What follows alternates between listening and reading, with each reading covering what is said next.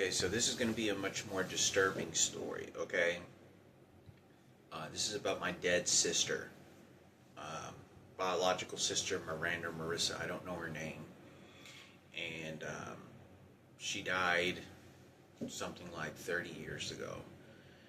Nobody remembered her, no pictures. She was just thrown away like trash. I mean, I hate to say this, I don't like it. I don't believe that human beings should be treated like this. Very specifically, this dead little girl who walked in front of my house in a princess outfit with a crown, literally in a princess outfit and a crown, uh, on a number of occasions, wearing a princess crown on her stage that I used to see her vomit on. I don't think that this should be done, but that's exactly from what it was treated like. It was just property, not no burial, nothing, no ceremony. It was just no remembrance, no flowers, no shit. I mean, it was empty and cold in that house. I mean, it was just empty in our house. Um, it was just like that was it. Just like, okay, there you go. It was gone. And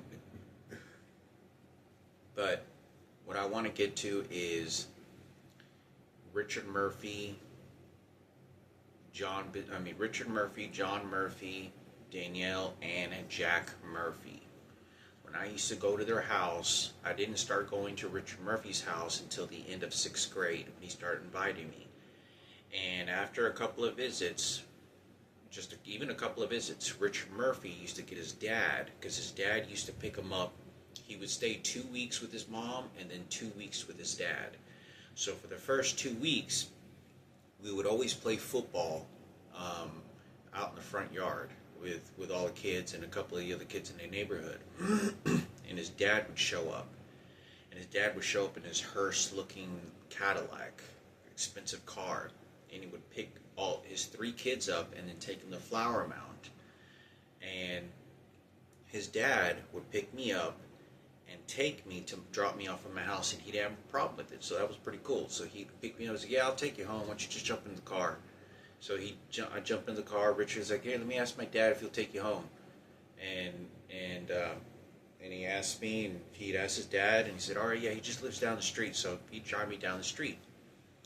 So after, I want to say, like 6 months, I want to say, it was a good minute, because I remember I had already been to Flower Mound, and I spent the night, and I got to know who Jack Murphy was, Richard's dad. Jack Murphy was kind of like this sort of persona in my life as this like famous kickboxer, and this boxer that was whipping people's asses, and he was kind of like a lost, broken dream that he didn't get to do, because some of it was because of his own fault, because he was an alcoholic. And he used to talk stories when I was around him about being drunk as hell because he was depressed or some shit was going on, or he had an alcohol problem, and he'd be in a kickboxing fight or in a boxing match, and he'd be pissed fucking drunk fighting these guys, and he'd see like 3 or 4 of them trying to punch him, and his corner man telling him, "I don't want you drinking again. You keep drinking, you keep losing." And it was kind of like a old school Rocky Balboa tragic story, but there was no happy ending to his career to that.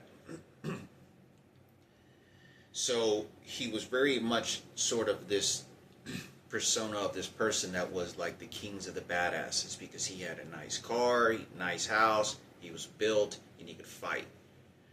And he was masculine, he had this masculine vibe, but he could fight, and he was this sort of caretaker. He was a caretaker. He didn't really like people that were flamboyant at all. He didn't like those stuff. He always had a problem, even with Richard's other friends that were he didn't like that.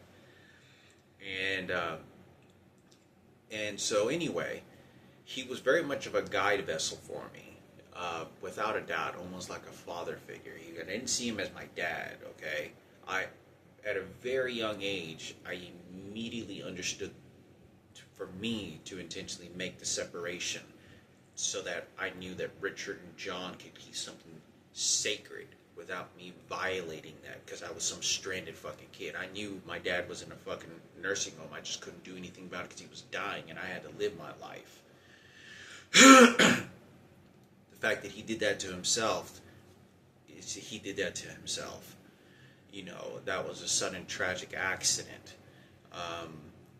You know, but anyway, there was a story to that. So when one day, I want to say I had already built sort of a reputation because I was athletic, and we already boxed several times, and I was real close to Richard, and little John with me scuffle every once in a while, and Danielle was kind of like the girl that just kind of tooled like a princess in the house and whatnot, and around the boys, right? And he was driving me home one day, and little behold, Ivan is walking the little girl. Literally, as he pulls up, he's like John Murphy, Richard Murphy, Danielle, and Richard Murphy. As he pulls up in the car, because you can't help but look, that you see this girl like this, like this, like she's like this, like kind of like, because she did that a lot, like the crucifix, right?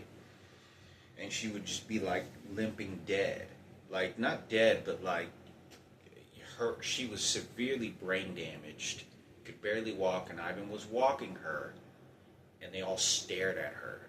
And I remember very vividly thinking to myself, sort of this, a little bit of shame.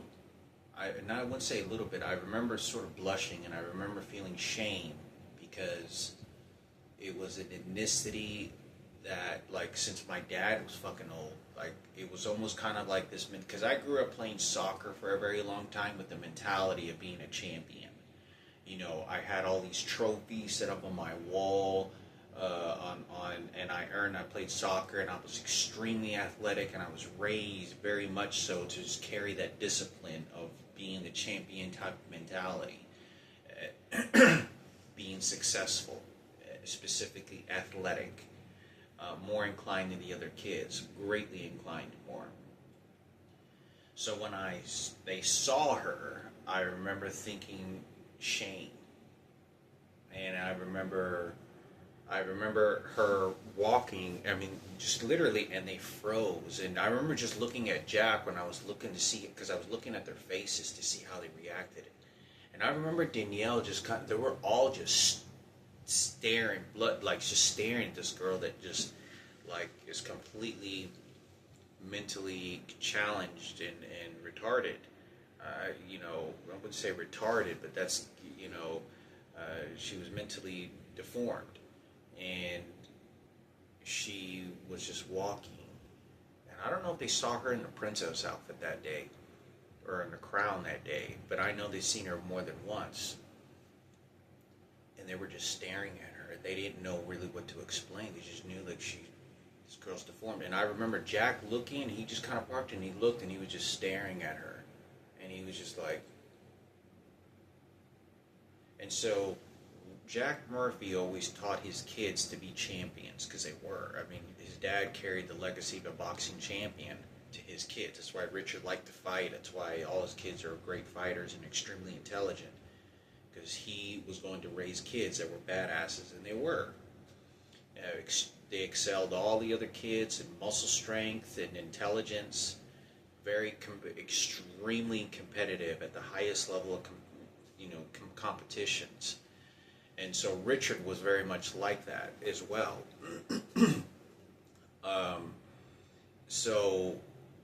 Anyway, and they saw her. They saw my sister that's been dead for but they saw her. A couple of years, I would say like a year later, Suki and Jack Murphy marry each other. They get together. Roman lives in the house. And Flower Mound. And I recall sitting at Jack Murphy's house, and because I used to go over there and we used to watch boxing matches, and we used to sit down in the living room and have these sort of talks, and he had this big sword that was on the wall. And so when he was there, Suki told me, and she said, Hector, how many brothers and sisters do you have? Do you have any siblings? I go, yeah, I got 3 brothers. I go, you don't have any sisters? And I said, no, you don't have any younger sisters? You don't have any sisters? I said, no, I don't have any sisters. I said, I have an older sister, but she's a half sister, and I have 2 brothers that are half brothers from a different marriage, but they already grown up and they're a lot older than me. I only have 3 brothers. So they were talking to me because they knew that this little girl, and I don't know if they knew that she died or not, because would have been around the time that she died, and asked me and says, you don't have any sisters? You don't have any younger sisters? You don't have any? And I said, no. And because I didn't know, like, this girl was my sister. So they were confused because whatever the information they had gotten from whoever it was like, hey, Hector, because Suki, I think, had talked to my mother at least once, I think. And I think Jack may have. I don't think Jack had, because he was just his character. But I want to say Suki, I think, talked to my mother at least on one occasion. And she asked me when I was a kid, because I had a lot of problems with my mother, she says, do you want me to talk to your mother to see if it's okay you can stay here? Because I was always over there. We would play these boxing matches and jump in the swimming pool and fucking extra lift weights. And we would always have these kind of boys club type shit, type stuff, activities. Little John, Roman. But I thought it was important for me to talk about this because they saw my sister. And I remember that they saw this little girl who was my biological sister. We share the same father and same mother. We share the same mother and same father. I don't even know her name, and they saw her. And the reason I remember so well is because I remember feeling shame. I remember feeling like deformed myself, like I wasn't the specimen of what I wanted maybe other people to look at me like I wasn't a fucking retard. And when you look at that and you're a kid, you don't understand. But when you look at that as Jack, I remember thinking, because Jack really looked up to me when I was a kid, like, because he had like a Puerto Rican boxer that showed him how to box and gave him, it was a Mexican guy or Latin guy. It was a Latin guy, Puerto Rican or Cuban. I'm going to say he was Puerto Rican. That gave him a chance at life to at least try to box and make something of his life. It was a Puerto Rican that did that. I remember him saying in the car with me, like, hey, you got some Puerto Rican in you, man? I was watching you box, and you were like, he goes, you're pop, pop, pop, pop. And he'd talk about, because he was really just into boxing. He was just really, really into fighting. He was a boxing, like, sort of mentor. And growing up, I was very young, 13 years old, and I remember him sort of looking up to me because he favored me among all the other kids. He favored me probably because, I don't know if it was because maybe my, I said assertiveness character that I had, but he favored me, and I always referred to him as Mr. Murphy. I didn't call him by his first name like all the other kids were, and that may have been why. And Richard had told me he favored me among all the groups of kids, even the strong ones, all of them. It didn't matter race, he favored me among all of them. And I recall, remember this. So I wanted to make this video that I remember feeling this shame. I remember just thinking to myself, like, almost kind of keeping my head down, like I wasn't, this sort of specimen.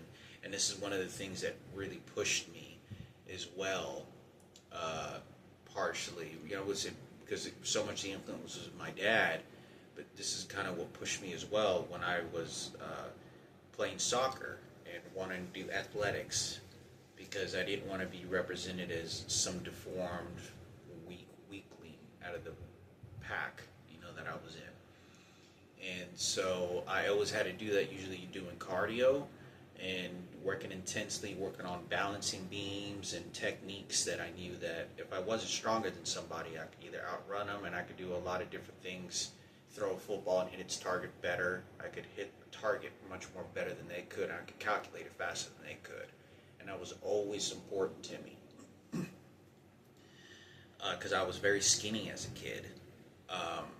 I began to get really skinny as a kid once I got to about 13 years old. And, having a dispersive height. And I wanted to say this because I thought it was important for me to talk about. That they saw the little girl. They saw my dead sister, and I remember they were just kind of looking like, damn, what is that? I remember Danielle was very curious of her. Danielle, I remember, was just staring and looking at her, like, curious to what was going on, like a mouse, just interested to what she looked like, what was wrong with her. And I remember little John and Richard looking, and just looking like, man, that little girl, like, ugh, like that little girl's kind of deformed, like a degeneric, what do they call it? Undesirable genetic makeup, and that's what it looked like. And I remember looking at their face and eyes and I knew what that meant. I knew exactly what they were thinking of by looking at them.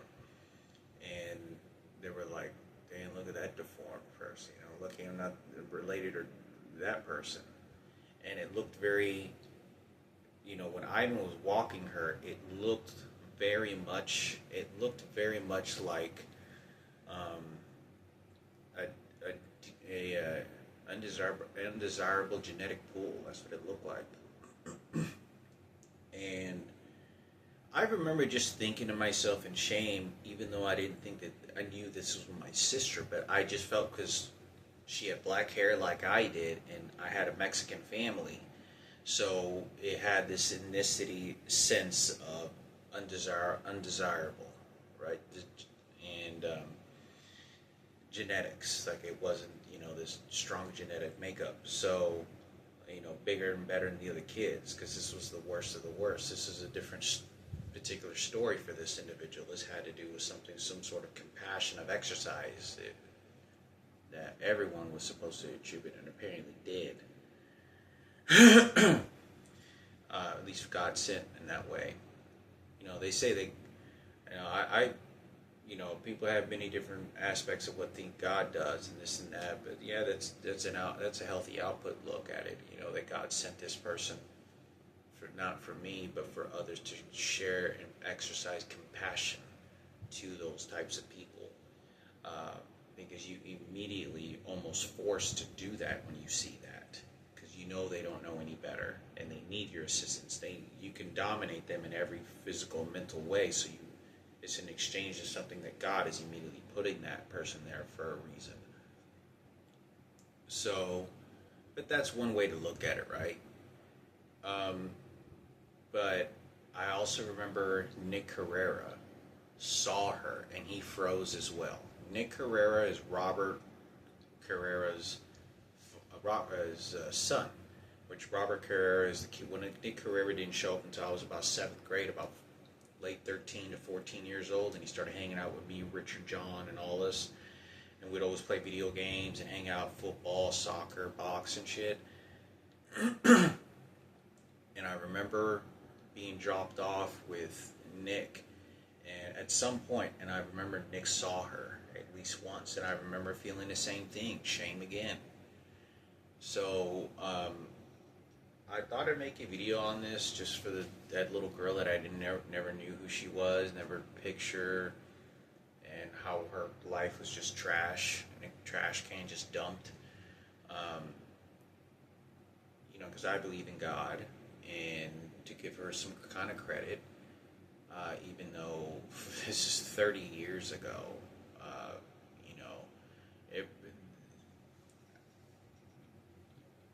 there's so much abuse to this subject that's happened, and it's so horrific in the public eye with the celebrities and the greedy police officers and selfish parasites that showed up going after everything because of my mom's poor education and circumstances, that this is why the president did what he did, because he was going to get the profitable gain and scavenge like a vulture with her ribcage deceased, just picking at the dead body. It was horrific, and it's still going on, and it has resulted me into entirely believing in Jesus, entirely believing in, forced to believe and rely on Jesus for help and for assistance and guidance. Like, I couldn't explain to you probably more of that restraint that they put me in that's caused that, because of how horrific and how long this went on. And you know, it's happened 30 years ago. I'm intelligent to understand that the impact isn't the same that it was 30 years ago. Technology, how you feel physically, mental state, maturity levels, all these things take a facet to how those functions distribute of your own vision of how you behave toward experience something like that. But it is 30 years ago. And she was there basically on stage for everyone to look at. And there's tragic stories all over the place. Not many that met Michael Jackson like I did, and that one was given just a humility performance on stage. You know, like a walrus just flopping up and down, you know, throwing up, and, you know, trying to give compassion to this poor Mexican family. You know, here come the Mexicans, you know, the Mexicans don't know shit. And that's what happened. So I thought it was important. I remember feeling shame. I remember feeling just awfully shameful, and the feeling that I had, it was just shame. Shame in the sense of, you know, like, you know, this